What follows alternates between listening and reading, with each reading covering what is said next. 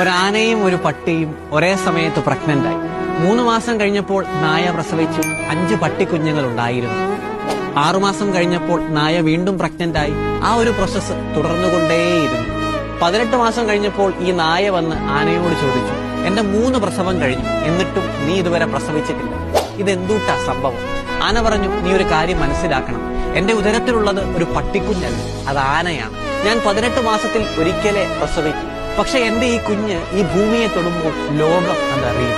എന്റെ ഈ കുഞ്ഞ് ഒരു റോഡ് ക്രോസ് ചെയ്യുമ്പോൾ ആൾക്കാർ അവിടെ നിന്നിട്ട് ആളുകൾ അതിനെ നോക്കും. Because what I carry is something powerful and majestic. വലിയ കാര്യങ്ങൾ സംഭവിക്കാൻ കുറച്ചധികം സമയം വേണ്ടിവരും, കുറച്ചധികം കഷ്ടപ്പെടേണ്ടി വരും. ചില കാര്യങ്ങൾ വൈകുമ്പോൾ നിങ്ങൾക്കത് വിധിച്ചിട്ടില്ല എന്ന് നിങ്ങൾ കരുതരുത്. മറിച്ച് ദൈവം നിങ്ങളുടെ ജീവിതത്തിൽ കുറച്ചുകൂടെ മികച്ച ഒരു സമ്മാനം തരുവാനായിട്ട് നിങ്ങളെ ഒരുക്കുകയാണ്. ദൈവത്തിന്റെ വചനം പറയുന്നു, നിങ്ങളെക്കുറിച്ചുള്ള